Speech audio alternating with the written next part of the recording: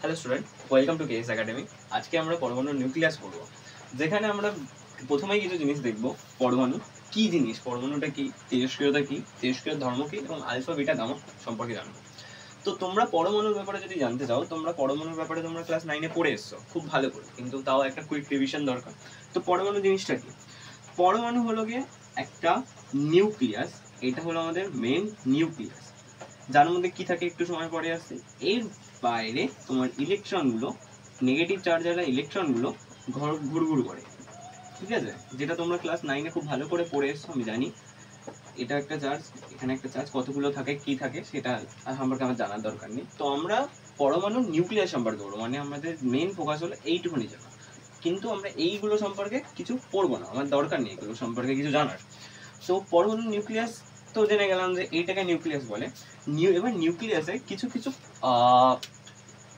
কণা থাকে, যেমন তোমার কি প্রোটন অ্যান্ড নিউট্রন, এই দুটো মিলেই তোমার পরমাণু নিউক্লিয়াস তৈরি হয়, ঠিক আছে? যেমন তুমি হাইড্রোজেন পরমাণু যদি ক্ষেত্রে দেখো, হাইড্রোজেন পরমাণুর ক্ষেত্রে হাইড্রোজেন পরমাণুর নিউক্লিয়াসে একটা প্রোটন থাকে আর 0খানা নিউট্রন থাকে, মানে কোনো নিউট্রন থাকে না। হিলিয়ামের ক্ষেত্রে দেখতে পাবে দুটো প্রোটন থাকে আর দুটো নিউট্রন থাকে, বুঝতে পেরেছ? অক্সিজেনের ক্ষেত্রে কত থাকে? অক্সিজেন তুমি যদি জেনে থাকো অবশ্যই কমেন্ট করে দেবে, অক্সিজেনের ক্ষেত্রে কটা প্রোটন থাকে এবং কটা নিউট্রন থাকে। তো আমরা পরমাণু নিউক্লিয়াস সম্পর্কে জানলাম যে পরমাণু নিউক্লিয়াস এরম একটা জায়গা, যার মধ্যে এরম জায়গায় প্রোটন আর নিউট্রনগুলো থাকে, একসাথে মিলেমিশে থাকে। তো এটা যদি প্রোটন, এটা নিউট্রন, এটা প্রোটন, এটা নিউট্রন, এটা প্রোটন, এটা নিউট্রন, এটা প্রোটন, এটা নিউট্রন, এটা প্রোটন, এটা নিউট্রন, এরকম ভাবে থাকে পরমাণু নিউক্লিয়াসে। তো পরমাণু সম্পর্কে জেনে গেলাম, আমরা পরমাণু নিউক্লিয়াস সম্পর্কে খুব ভালো আইডিয়া পেয়ে গেলাম। এইবার কথা হলো গিয়ে তেজস্ক্রিয়তা। তেজস্ক্রিয়তা জিনিসটা কি জিনিস সেইটা এক নজরে জেনে নিই। তো এই যে পরমাণু নিউক্লিয়াসটা আছে, সেই পরমাণু নিউক্লিয়াসটা স্বতঃস্ফূর্তভাবে, আমি বারবার ওয়ার্ডটা বলছি, স্বতঃস্ফূর্তভাবে ভেঙে যায়। ভেঙে গিয়ে এই যে এটা ধরো এইটা থেকে তোমার ভেঙে গিয়ে এর থেকে অনেকটা ছোট একটা পরমাণু নিউক্লিয়াস তৈরি করে, যেখানে এরকম একইভাবে proton, neutron, proton, neutron, proton এবং নিউট্রন এবং প্রোটন থাকবে, ঠিক আছে? তার সাথে এইটা থেকে তো এটা পেয়ে গেলাম আমরা ভেঙে গিয়ে তেজস্ক্রিয়তার মধ্যে।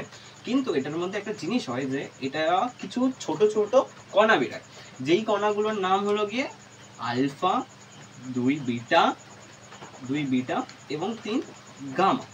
এইগুলো একবারে বেরায় না, দেখো না সব একবারেই বেরাচ্ছে যে এটা থেকে এটা ট্রান্সফার হয়ে গেল বলে।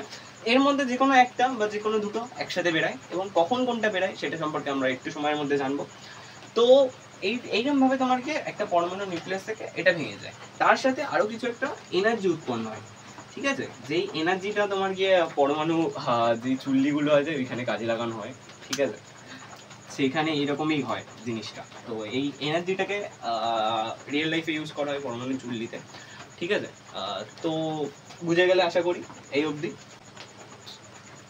তো আমরা পরমাণু জানলাম, তেজস্ক্রিয়তা কি জিনিসটা জানলাম। এবার আমি তোমাদের একটা বারবার ওয়ার্ড বলেছিলাম, স্বতঃস্ফূর্তভাবে মানে কি?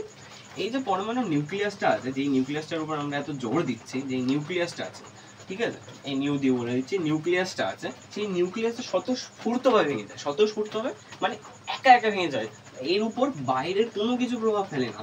তুমি এর উপর চাপ দিচ্ছ, ধরো তুমি চাপ দিচ্ছ, চাপ দিয়ে তুমি ভাবলে যে আমি চাপ দিচ্ছি, চাপ দিয়ে এটাকে ছোট করে দেবো, কিন্তু এটা হবে না। চাপ দিয়ে ছোট করা যাবে না। তুমি এখানে তাপ দিচ্ছ, তাপ দিয়ে তুমি ছোট করতে চাইছো, তাপ দিয়ে তুমি এটাকে ছোট করতে চাইছো, তাও হবে না, কারণ স্বতঃস্ফূর্তভাবে ভেঙে যায়। স্বতঃস্ফূর্ত ওয়ার্ডটা কতটা ইম্পর্টেন্ট তুমি বুঝতে পারছো আশা করি, যে স্বতঃস্ফূর্তভাবে ভেঙে যায়, কোনো কিছু বাইরের কোনো কিছু প্রভাব পড়ে না। ইভেন তুমি বলতে পারো যে দাদা তুমি তো এগুলো বলে যে চাপ তাপ, এগুলো তো ফিজিক্যাল প্রপার্টি বা ভৌত ধর্ম হয়ে গেল, তোমার রাসায়নিক ধর্মের উপর কি নির্ভর করে? একদমই না, কোনো রাসায়নিক ধর্মের উপরে নির্ভর করে। ধরো এই একটা আছে, এটা তোমার একটা যে কোনো এ পরমাণু আছে, এ পরমাণুটা তোমার গিয়ে রাসায়নিকভাবে অ্যাক্টিভ, যে এর নিয়ারেস্ট যে কোনো মৌলের সাথে দেখলে এর মনে হয় যে আচ্ছা ঠিক আছে চলো রিয়াক্ট করে নিই, রিয়াক্ট করে, এটা ধরো বি, এ ধরো রাসায়নিক অ্যাক্টিভ, এ আর বি এর সাথে রিয়াক্ট করে এ বি তৈরি করছে, ঠিক আছে? এ বি তৈরি করলে তাহলে কি এর যদি তেজস্ক্রিয় হয়, এ যত তেজস্ক্রিয় হয়, তেজস্ক্রিয় হলে কি এ বির মধ্যে এই তেজস্ক্রিয় হবে না? অবশ্যই এবি তেজস্ক্রিয় হবে। এটাই তো তোমার স্বতঃস্ফূর্ততা ধর্ম, যে এই পরমাণু যেটা আছে সেই পরমাণুটা রাসায়নিক এবং ভৌত ধর্ম, কোনো কিছুর উপর নির্ভর করে না। এ রাসায়নিকভাবে বিক্রিয়া করুক, এর উপর কোনো ভৌত অবস্থার পরিবর্তন করা হোক, তাতেও নির্ভর করে না। মানে তুমি ধরো এখানে তোমার কাছে একটা পরমাণু আছে এ, ঠিক আছে, একে তুমি ভ্যাপারাইজ করে দিলে, মানে বাষ্পে পরিণত করে দিলে, এখানে বাষ্প হয়ে গেল, ঠিক আছে। এখানে সলিড কিউব ছিল, বাক্স ছিল, সেখান দিয়ে তুমি বাক্স করে দিলে, এই বাষ্প করে দিলে। তার মধ্যে কি এখানে যে এইগুলো ছিল, এইগুলো এইখানে গিয়েও তোমার তেজস্ক্রিয়ভাবেই থাকবে। এখানে এ তেজস্ক্রিয়, এখানেও এ তেজস্ক্রিয়। আশা করি তুমি তেজস্ক্রিয়তার ধর্ম বুঝতে পেরেছো। তো আমরা পরমাণু নিউক্লিয়াস, পরমাণু তেজস্ক্রিয়তা এবং তেজস্ক্রিয়তার ধর্ম সম্পর্কে জেনে গেলাম। এবার আমাদের মেন টার্গেট হলো আলফা বিটা গামা। ধরো তোমার কাছে এরকম একটা পরমাণু নিউক্লিয়াস আছে, এন বলে নিউক্লিয়াসটা আছে। নিউক্লিয়াসটা ভেঙে এর থেকে ছোট একটা নিউক্লিয়াস, সেই আমি বললাম এ তৈরি করি। এন থেকে ভেঙে ছোট, তুমি দেখতে পাচ্ছ ছোট। এর মধ্যে টোটাল প্রোটন ও neutron, total proton plus neutron ছিল 10টা। এর মধ্যে ভেঙে গিয়ে তোমার প্রোটন প্লাস নিউট্রনের সংখ্যা দাঁড়ালো 9, নাহলে ছোট হবে কি করে, বা তোমার 8 বা 7, ঠিক আছে, ভেঙে তৈরি হলো। এই তৈরি হওয়ার জন্য এই যে এখানে দেখতে পাচ্ছ 10টা ছিল, আর এখানে 9টা বা 8টা বা 7টা, যাক যে কটা হলো, তাই এইখানে 10টা হলে এখানে 9টা হলে তোমার কি এই যে যেটা পড়ে থাকলো সেইটা কি হয়, সেইটার কি হয়, সেটাই তোমার এই আলফা বিটা গামা আকারে বেরোয়। অ্যাকচুয়ালি তোমার যে কণাগুলো থাকে সেই কণাগুলো আলফা নয় বিটা আকারে বেরোয়। তাহলে কি গামা কোনো কণা না? এটা সবার মনেই জানে। অ্যাকচুয়ালি গামা কোনো কণা না। গামা কি জানো? গামা হলো খুবই তোমার গিয়ে শক্তি বিশিষ্ট তড়িৎচুম্বকীয় তরঙ্গ, বা তুমি বলতে পারো আলো। মেনলি তড়িৎচুম্বকীয় তরঙ্গ বা আলো, তুমি যাই বলো। তাহলে গামা কিন্তু কোনো ফিজিক্যালি কণা নয়, ওটা হলো একটা তড়িৎচুম্বকীয় তরঙ্গ, খুব শক্তি বিশিষ্ট। ঠিক আছে, বুঝতে পেরেছো আলফা বিটা গামা? তো আলফা বিটা গামা বেরালে কিভাবে কি চেঞ্জ হয় পরমাণুর নিউক্লিয়াসে, সেটা জানতে আমাদের চ্যানেলটাকে সাবস্ক্রাইব করো।